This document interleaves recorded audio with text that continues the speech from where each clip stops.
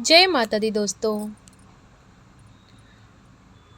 आज हम बात करेंगे दुर्गा सप्तशती की, जो माता दुर्गा की महिमा और शक्ति का अद्भुत ग्रंथ है।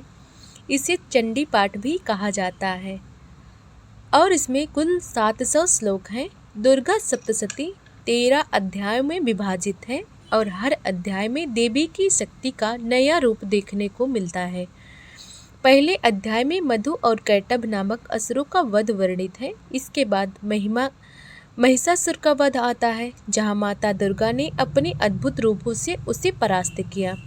तीसरे और चौथे अध्याय में चंडमुंड और रक्तबीज का वध किया गया है। रक्तबीज का युद्ध सबसे कठिन था, क्योंकि उसके खून की हर बूंद से नया दैत्य पैदा हो जाता था। देवी ने काली रूप धारण करके उसका संहार किया और देवताओं को भय मुक्त किया। सप्तशती के आगे के अध्याय में शुंभ और निशुंभ और जैसे असुरों का वध किया।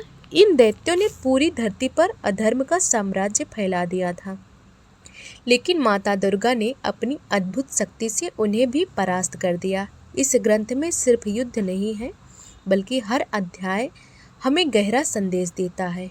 यह हमें सिखाता है कि जब जीवन में कठिनाइयाँ आती हैं तो भक्ति और साहस से उनका समाधान संभव है।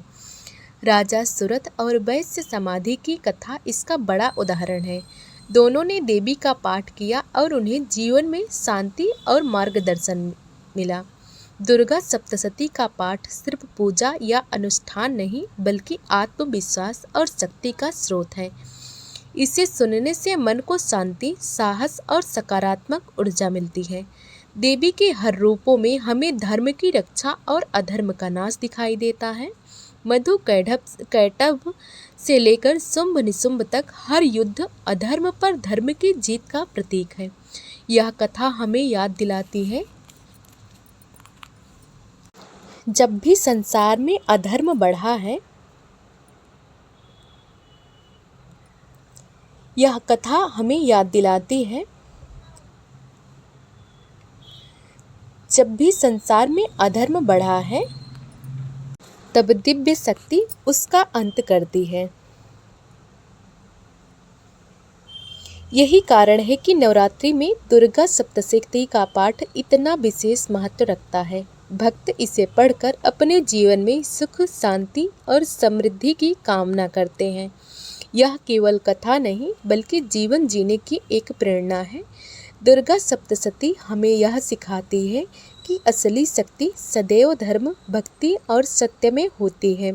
इसलिए मित्रों, यदि आप इसे श्रद्धा से सुनते हैं तो देवी की कृपा से आपके जीवन के सभी संकट दूर हो जाते हैं। कथा इस वीडियो में आप सुनेंगे कैसे देवी महाशक्ति ने असुरों का संहार किया और अपने भक्तों की रक्षा की। तो आइए चलिए शुरू करते हैं इस भक्तिप्रद कथा को और समझते हैं इसके संदेश और महत्व को। देवी की वीरता और आशीर्वाद के बारे में सुनते हैं। प्राचीन समय की बात है। ब्रह्मा जी ने ब्रह्मांड की सृष्टि की और सारे देवता उनके आदेश से कार्य कर रहे थे। इस सृष्टि में दो दैत्य थे, मधु और कैटभ। ये दोनों अत्यंत बलशाली और अधर्मी थे। उन्होंने देवताओं और ऋषियों पर अत्याचार करना शुरू कर दिया। उनके अत्याचार से ब्रह्मा जी और अन्य देवता बहुत दुखी हुए। देवताओं ने ब्रह्मा जी से कहा, हे महादेव, इन दैत्य भाइयों का संहार करने की शक्ति हमें दो। ब्रह्मा जी ने देवी चंडी का ध्यान किया और उसे प्रकट होने के लिए कहा। देवी महाशक्ति ब्रह्मा जी की स्तुति सुनकर प्रकट हुई। देवी का स्वरूप अत्यंत भयानक और दिव्य था। उनका तेज सूर्य के समान प्रखर था। देवी ने दैत्य मधु और कैटभ की ओर दृष्टि डाली। देवी के प्रकट होते ही सभी देवता प्रसन्न हुए और उनके स्तवन में लग गए। मधु और कैटभ ने देवी का रूप देखकर भी अहंकार नहीं छोड़ा। उन्होंने सोचा कि कोई उन्हें नहीं हरा सकता। देवी ने अपने दिव्य अस्त्रों का संचार किया। उनके क्रोध से आकाश गूंज उठा और पृथ्वी कंपित होने लगी। देवी ने तलवार उठाई और मधु की ओर बढ़ी।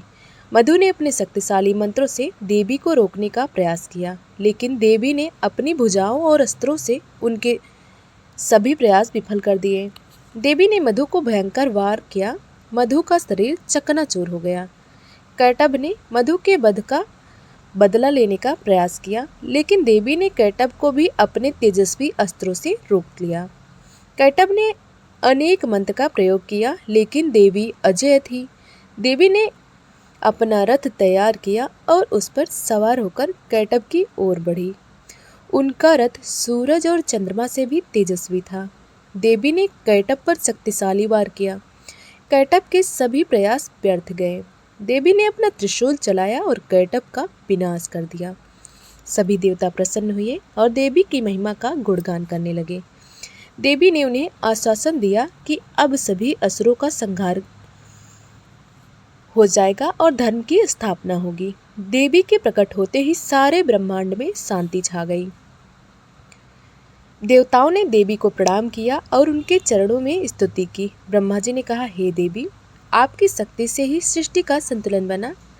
आपकी कृपा से ही धर्म की रक्षा होगी। देवी ने कहा, मैं केवल अपने भक्तों की रक्षा करती हूँ। अधर्मी अपने कर्मों के अनुसार विनष्ट होते हैं। इसके बाद देवी ने ब्रह्मा जी और अन्य देवताओं का वचन दिया कि वे हमेशा धर्म की रक्षा करेंगी। देवी ने आश्वासन दिया कि जो कोई भी मेरा पाठ करेगा, मेरा स्मरण करेगा, वह सभी संकटों से मुक्त रहेगा। राजा सुरथ और वैश्य समाधि जो उस समय दुखी थे, उन्होंने देवी की महिमा सुनी।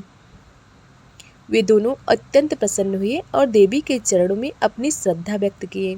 राजा सुरथ ने कहा, हे देवी, आपकी कृपा से ही हमारे दुख नष्ट होंगे और हम पुनः अपने राज्य और परिवार में लौट पाएंगे। वैश्य समाधि ने कहा, हे माता, आपकी कृपा से ही जीवन में सुख और समृद्धि आएगी। देवी ने दोनों को वचन दिया कि जो भी मेरा ध्यान और पाठ में निष्ठावान रहेगा, उसका जीवन सदा सफल रहेगा। इसके बाद देवी ने सभी देवताओं और ऋषियों को अपने तेजस्वी रूप का दर्शन कराया। उनका रूप इतना दिव्य और प्रखर था कि सभी लोग इस भय और भक्ति से कांप उठे। देवी ने कहा, जो भी मेरा पाठ करेगा वह सभी प्रकार के संकटों और भय से मुक्त होगा। राजा सुरथ और वैश्य समाधि ने देवी के वचन सुनकर पाठ का संकल्प लिया। देवी ने उन्हें समझाया कि मेरा पाठ न केवल शक्ति और सुरक्षा देता है, बल्कि मानसिक शांति और भक्ति भी प्रदान करता है। देवी ने कहा कि मेरा पाठ प्रत्येक व्यक्ति के जीवन में सुख, समृद्धि और विजय लेकर आएगा। राजा और वैश्य ने व्रत, नियम और पाठ का संकल्प लिया। देवी के आश्वासन के साथ दोनों अत्यंत प्रसन्न हुए। देवी ने सभी देवताओं और ऋषियों के साथ मिलकर ब्रह्मांड की सुरक्षा का वचन दोहराया। देवी का तेज और शक्ति देखकर सभी दैत्य और अधर्मी भयभीत हो गए। मधु और कैटभ के वध के बाद ब्रह्मांड में शांति स्थापित हुई। राजा सुरथ और वैश्य समाधि ने देवी की स्तुति और धन्यवाद किया। देवी ने उन्हें आशीर्वाद दिया कि वे अपने जीवन में धर्म और सत्य का पालन करें। इसके साथ ही देवी ने प्रकट होकर सभी देवताओं और भक्तों को अपनी कृपा और संरक्षण प्रदान किया। देवी के आशीर्वाद से राजा सुरथ का राज्य और वैश्य समाधि का जीवन पुनः संपन्न और सुखमय हो गया। राजा वैश्य ने अपनी भक्ति और श्रद्धा का प्रतिज्ञा किया। सभी देवताओं और ऋषियों ने देवी की महिमा का गुणगान किया। देवी के प्रकट होने और असुर के नाश होने के बाद सभी लोग धर्म और शांति की स्थापना हुई। राजा सुरथ और वैश्य समाधि ने देवी का ध्यान और पाठ करने का संकल्प लिया। इसके साथ ही अध्याय 1 समाप्त होता है, जिसमें देवी का महात्म्य और मधु कैटभ का वध वर्णित है। अब शुरू होता है दुर्गा सप्तशती का अध्याय 2। देवी महाशक्ति की महिमा सुनकर देवता अत्यंत प्रसन्न हुए। देवताओं ने अपने अधर्म और असुरों से परेशान होने की कथा देवी को सुनाई। देवताओं ने कहा, हे माँ, हमारे हाथ कमजोर हैं, असुरों का अत्याचार बढ़ता जा रहा है। हम आपकी कृपा के बिना उन्हें नहीं रोक सकते। देवी ने कहा, भय ना करो, मैं स्वयं प्रकट होकर असुरों का नाश करूंगी और धर्म की स्थापना करूंगी। देवताओं ने स्तुति करते हुए देवी से कहा, हे माता, आपके इस प्रकट होने से हमारे हृदय में विश्वास और शक्ति का संचार होगा। देवी ने कहा, जो भी मेरी भक्ति करेगा और मेरा पाठ करेगा वह हर संकट से बच जाएगा और विजय प्राप्त करेगा। उसी समय देवी ने अपना दिव्य रथ तैयार किया। रथ सूर्य और चंद्रमा की रोशनी से भी तेजस्वी था। देवी ने अपने 10 भुजाओं में विभिन्न अस्त्र धारण किए। प्रत्येक अस्त्र से असुरों का संहार निश्चित था। देवी ने रथ पर बैठाकर आसमान की ओर दृष्टि डाली। असुर महिषासुर ने देवताओं के अनुरोध से क्रोधित होकर अपने साम्राज्य को सुरक्षित रखने का संकल्प किया। महिषासुर अत्यंत बलशाली और चालाक था। उसने अपने सेनापतियों और दैत्य सेना को युद्ध के लिए तैयार किया। देवी ने सेनापति रूपी सभी शक्तियों को अपने रथ पर समाहित किया। देवी का तेज इतना प्रखर था कि पूरा ब्रह्मांड उसकी शक्ति से उज्जवल हो गया। देवी ने अपनी दिव्य ऊर्जा का संचार कर महिषासुर के महल की ओर दृष्टि डाली। महिषासुर ने देखा कि कोई सामान्य शक्ति उसे नहीं रोक सकती। उसने अपनी सेना को आदेश दिया, इस देवी को रोको, नहीं तो हमारा साम्राज्य समाप्त हो जाएगा। देवी ने त्रिशूल उठाया और महिषासुर की ओर बढ़ी। युद्ध आरंभ हुआ। देवी और महिषासुर की शक्ति का मुकाबला ब्रह्मांड में अद्वितीय था। देवी ने अपने अस्त्रों से महिषासुर की सेना का संहार किया। महिषासुर ने अनेक मंत्रों का प्रयोग किया, परंतु देवी अजेय थी। देवी ने अपनी गति बढ़ाई और महिषासुर को घेर लिया। महिषासुर ने देवी से कहा, हे देवी, मेरी शक्ति अतुल्य है, तुम मुझे कैसे हरा सकती हो? देवी ने मुस्कुराते हुए कहा, हे असुर, जो भी ये धर्म करता है उससे मैं नाश कर दूंगी। यह मेरी शक्ति का नियम है। देवी ने अपना रथ घुमाया और महिषासुर पर भयंकर वार किया। महिषासुर ने भागने की कोशिश की, पर देवी ने इसे रोक लिया। देवी ने अपने सभी अस्त्रों का संचार कर महिषासुर के शरीर को चीर डाला।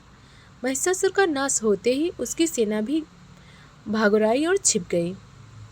देवी ने कहा, जो भी मेरी भक्ति करेगा वह सभी बाधाओं और संकटों से मुक्त होगा। देवताओं ने देवी का गुणगान किया और उन्हें धन्यवाद दिया। देवी ने कहा कि हर बार जब अधर्मी बढ़ेंगे मैं प्रकट होकर उन्हें नष्ट करूंगी। इस प्रकार महिषासुर का वध हुआ और धर्म की स्थापना हुई। देवी की महिमा सुनकर राजा सुरथ और वैश्य समाधि अत्यंत प्रसन्न हुए। उन्होंने प्रतिज्ञा की कि वे हमेशा देवी के पाठ और ध्यान का पालन करेंगे। देवी ने उन्हें आशीर्वाद दिया कि उनका जीवन सुखमय और समृद्ध रहेगा। देवताओं ने सभी लोगों में देवी की स्तुति का आदेश दिया। देवी का तेज और दिव्य रूप देखकर सभी प्राणी भयभीत और भक्ति से परिपूर्ण हुए। देवताओं ने कहा, हे माता, आपका प्रकट होना हमारे लिए कल्याणकारी है। आपकी कृपा से ही अधर्म नष्ट हुआ। देवी ने कहा, जो भी मेरा पाठ और भक्ति में निष्ठावान रहेगा उसे कोई भी संकट हानि नहीं पहुंचा सकेगा। देवताओं ने दुर्गा सप्तशती पाठ करने का संकल्प लिया। राजा और वैश्य ने भी पाठ करने का संकल्प लिया और देवी की स्तुति करते रहे। इस प्रकार अध्याय 2 में देवी ने महिषासुर का संहार कर धर्म की स्थापना की और भक्तों को आशीर्वाद दिया। अब सुनेंगे दुर्गा सप्तशती का अध्याय 3। शुंभ और निशुंभ असुर थे जो अत्यंत शक्तिशाली और दुष्ट थे। उन्होंने देवताओं के राज्य और सुख को नष्ट करने का संकल्प किया। उन्होंने अपनी सेना तैयार की और देवताओं पर आक्रमण करने की योजना बनाई। देवताओं ने अपनी व्यथा देवी महाशक्ति को सुनाई। देवी ने कहा, मैं स्वयं शुंभ और निशुंभ को संहार करूंगी। देवता और धर्म की रक्षा मेरी प्राथमिकता है। देवी ने अपना दिव्य रथ तैयार किया, युद्ध भूमि की ओर प्रस्थान की। रथ सूरज की किरणों की तरह तेजस्वी था। देवी ने अपने 10 भुजाओं में शक्तिशाली अस्त्र धारण किए। देवी का रूप अत्यंत भयानक और दिव्य था। उनका तेज सभी दैत्य सेना को भयभीत कर रहा था। शुंभ और निशुंभ ने देवी को देखकर कहा, कौन है यह शक्ति जो हमारी सेना को भयभीत कर रही है? देवी ने कहा, मैं वह शक्ति हूँ जो अधर्म का नाश करती हूँ और धर्म की स्थापना करती हूँ। दोनों असुरों ने अपनी शक्तियों से देवी का मुकाबला करने का प्रयास किया। देवी ने अपने अस्त्रों और शक्ति से दोनों का सामना किया।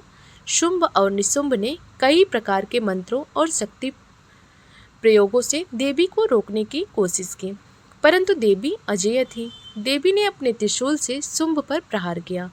शुंभ घायल हुआ पर भागने की कोशिश की। देवी ने निशुंभ पर वार किया और उनकी सेना का संहार किया। दोनों असुर भयभीत हो गए और अपने राजमहल में छिपने लगे।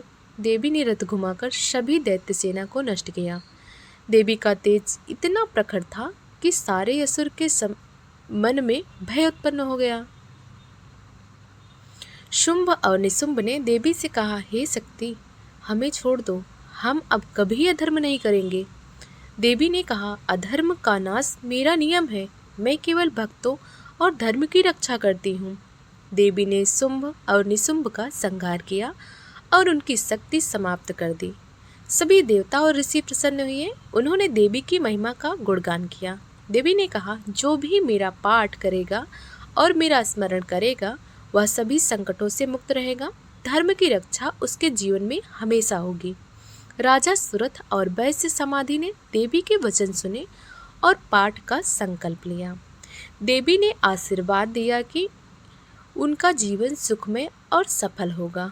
सभी देवताओं और ऋषियों ने देवी की महिमा का गुणगान किया और उनके आशीर्वाद का स्मरण किया। इस प्रकार अध्याय 3 में देवी ने शुंभ और निशुंभ का संहार किया, देवताओं और भक्तों की रक्षा की। अब सुनेंगे हम दुर्गा सप्तशती का अध्याय 4, चंड मुंड का वध। शुंभ और निशुंभ के वध के बाद भी अधर्मी दैत्य अपनी बर्बरता नहीं छोड़ रहे थे। उनके सेनापति चंड और मुंड अत्यंत बलशाली और क्रूर थे। उन्होंने देवताओं और पृथ्वी पर अत्याचार बढ़ा दिया। देवताओं ने दुर्गा महाशक्ति से प्रार्थना की, हे माता, चंड और मुंड का संहार कर धर्म की स्थापना करें।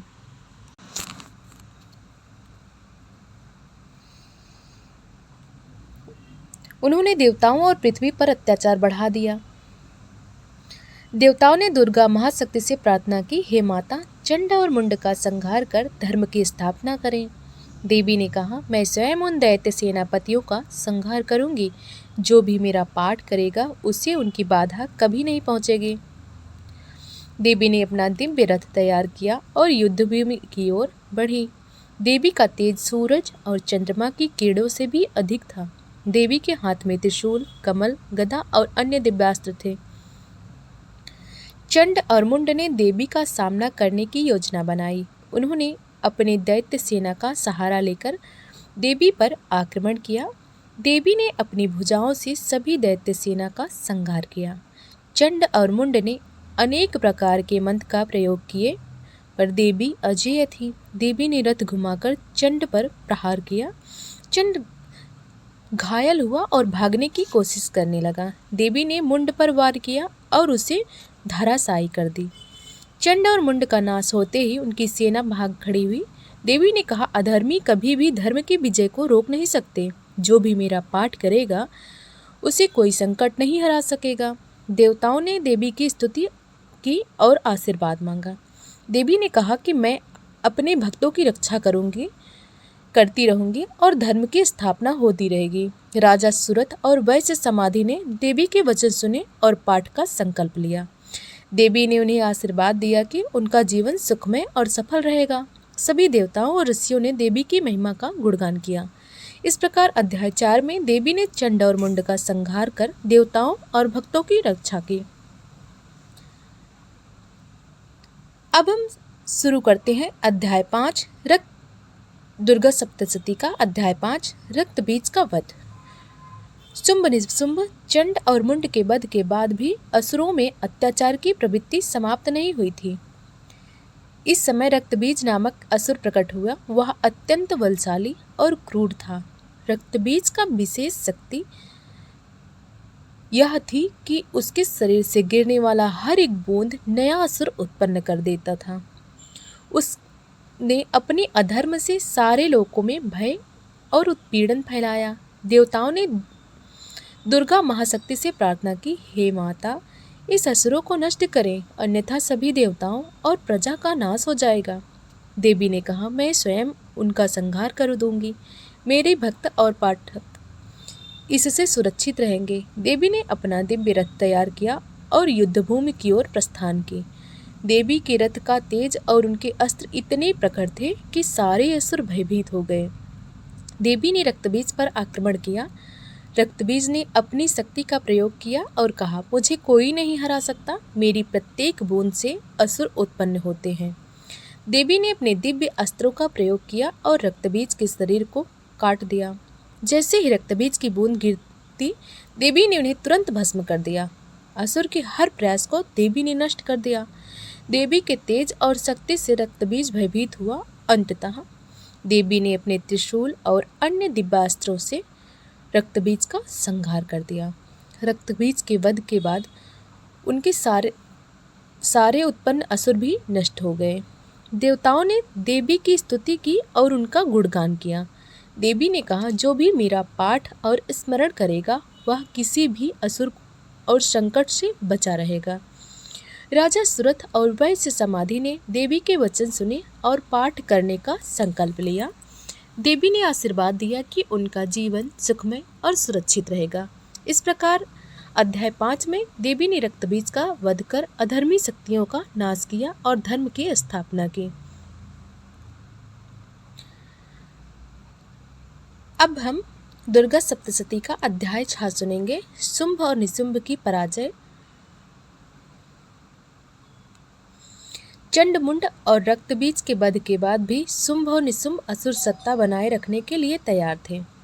दोनों ने देवताओं पर प्रहार किया और अपने साम्राज्य का विस्तार करने का प्रयास किया। देवताओं ने दुर्गा महाशक्ति से सहायता मांगी। देवी ने कहा, मैं स्वयं प्रकट होकर इन असुरों का संहार करूंगी। जो मेरा पाठ करेगा वह सदा सुरक्षित रहेगा। देवी ने अपना दिव्य रथ तैयार किया और युद्ध भूमि की ओर चली। देवी का तेज इतना प्रखर था कि सभी असुर का मन भयभीत हो गया। देवी ने अपनी 10 भुजाओं में सभी दिव्य अस्त्र धारण किए। देवी ने त्रिशूल और गदा से असुरों पर वार किया। शुंभ और निशुंभ ने अपने मंत्रों और शक्ति का प्रयोग किया, पर देवी अजेय थी। देवी ने रथ घुमाकर दोनों असुरों को घेरा। शुंभ ने कहा, हे शक्ति, हमारी सेना बहुत बड़ी है, तुम हमसे क्या चाहती हो? देवी ने कहा, अधर्म का विनाश मेरी प्राथमिकता है, मैं केवल धर्म की रक्षा करती हूँ। देवी ने अपनी भुजाओं और अस्त्रों से दोनों असुरों पर प्रहार किया। निशुंभ भागने की कोशिश कर रहा था, पर देवी ने उसे रोक लिया। देवी ने अपने तेजस्वी अस्त्रों से शुंभ और निशुंभ का संहार किया। उनके वध से असुरों की सेना भयभीत होकर भाग गई। तो इस कथा की ओर आगे बढ़ते हैं। शुंभ और निशुंभ के वध के बाद भी देवी महाशक्ति की महिमा अपार रूप में प्रकट हुई। देवी ने अपने भक्तों को समझाया कि उनकी कई रूप हैं जो सभी संकटों का नाश करते हैं। उनका एक रूप भैरवी है जो अत्यंत क्रूर और असुरों का संहार करने वाला है।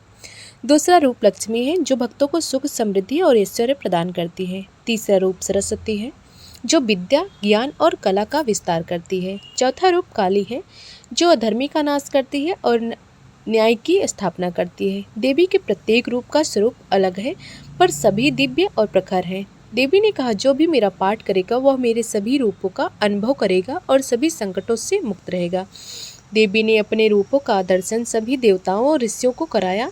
देवताओं और ऋषि अत्यंत प्रसन्न हुए और उनकी महिमा का गुणगान करने लगे। देवी का तेज इतना प्रखर था कि सभी लोग प्रकाशित हो गए। देवी ने कहा कि मेरे प्रत्येक रूप का उद्देश्य भक्तों की रक्षा और अधर्मियों का नाश है। इस अध्याय में 7, 8, 9, 10, 11, 12 और 13 की सभी कथाएं हैं।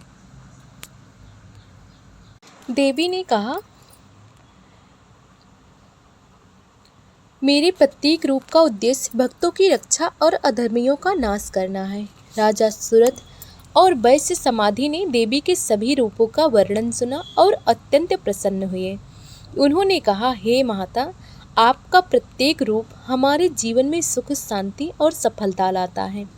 देवी ने आशीर्वाद दिया कि जो भी मेरा पाठ करेगा वह सभी रूपों की कृपा से सफल होगा। देवी के रूपों का वर्णन सुनकर सभी देवता और ऋषि श्रद्धा से भर गए।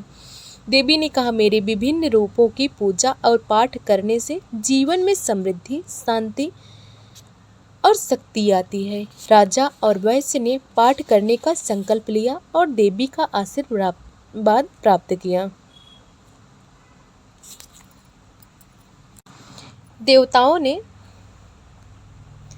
देवी की महिमा का गुणगान किया और उनके चरणों में प्रणाम किया।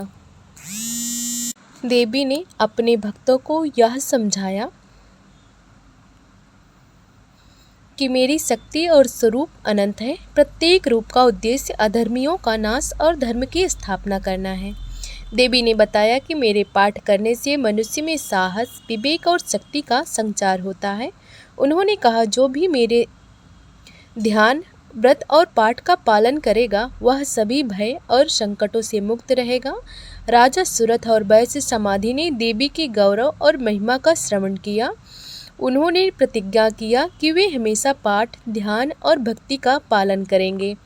देवी ने आशीर्वाद दिया कि उनका जीवन सुख, समृद्धि और विजय से पूर्ण होगा।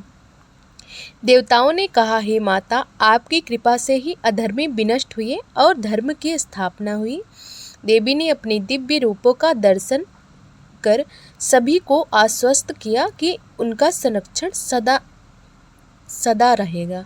उन्होंने कहा कि जो भी दुर्गा सप्तशती का पाठ करेगा उसे मेरी कृपा और शक्ति प्राप्त होगी।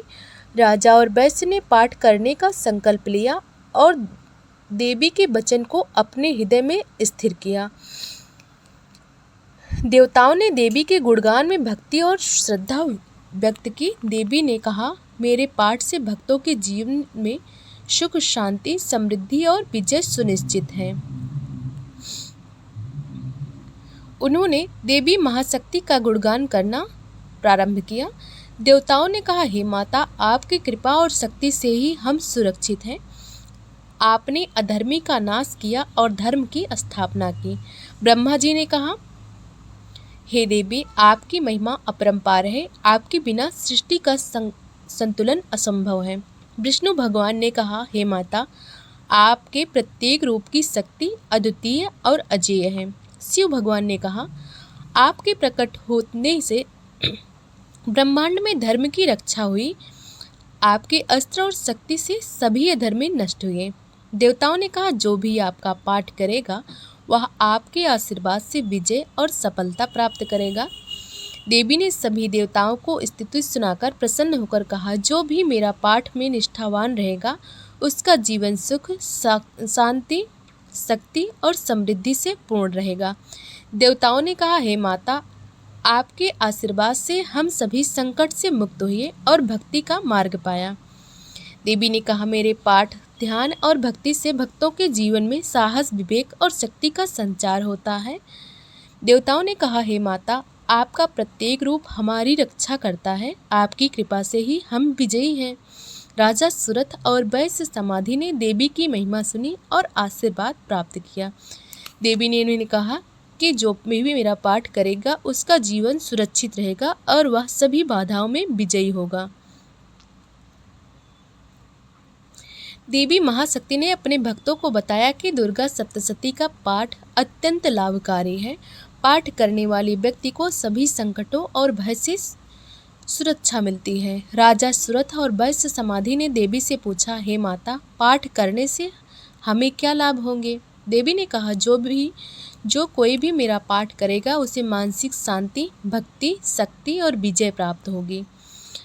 और आगे कहा, पाठ करने वाला व्यक्ति कभी भी अधर्मी शक्तियों से भयभीत नहीं होगा। उनकी सभी मनोकामनाएं पूर्ण होंगी और उनका जीवन धर्म, सुख और समृद्धि से भरा रहेगा। पाठ करने वाले को धन, संतान, स्वास्थ्य और सामाजिक सम्मान प्राप्त होगा।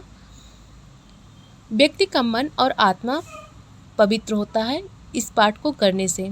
पाठ करने वाला व्यक्ति सभी प्रकार के भय और संकटों से सुरक्षित रहता है। मेरे पाठ से व्यक्ति की बुद्धि तेज, साहस, प्रबल और मन स्थिर होती है। देवी ने कहा, राजा और वैश्य ने पाठ का पालन करने का संकल्प लिया और अपनी भक्ति व्यक्त की। देवी ने आशीर्वाद दिया कि उनका जीवन सुखमय, समृद्ध और सफल होगा। देवी ने कहा, जो भी मेरा पाठ और स्मरण में निष्ठावान रहेगा वह सभी बाधाओं में विजयी होगा। पाठ करने वाले का परिवार सुखमय और समृद्ध होगा। पाठ करने से व्यक्ति की मानसिक शक्ति बढ़ती है और जीवन में सभी समस्याएं समाप्त होती हैं। देवी ने कहा कि पाठ से व्यक्ति को आध्यात्मिक ज्ञान और भक्ति का मार्ग भी प्राप्त होता है। पाठ करने से मनुष्य के अंदर साहस, विवेक और आत्मविश्वास का विकास होता है। राजा सुरथ और वैश्य समाधि ने पाठ करने का संकल्प लिया और देवी की स्तुति की। देवताओं और ऋषियों ने भी पाठ करने का महत्व बताया और सभी भक्तों को इसे अपनाने की प्रेरणा दी। सभी पाठ और युद्धों को समाप्त होने के बाद देवी महाशक्ति ने अपने भक्तों को वरदान देना प्रारंभ किया। उन्होंने कहा, जो कोई भी मेरा पाठ और स्मरण करेगा, मैं उसकी रक्षा करूंगी। उनका जीवन सुख, शांति और समृद्धि से भरा रहेगा। देवी ने वरदान दिया कि पाठ करने वाला व्यक्ति धन, संतान और सामाजिक प्रतिष्ठा प्राप्त करेगा। उन्होंने यह भी वरदान दिया कि पाठ करने वाले के जीवन में सभी मनोकामनाएं पूर्ण होंगी। देवी ने कहा, जो भी भक्त निष्ठावान होकर मेरा पाठ करेगा, मैं उसके जीवन को सफल और सुखमय बनाऊंगी। देवी ने यह भी कहा कि पाठ करने वाला व्यक्ति संकटों में कभी नहीं डगमगाएगा।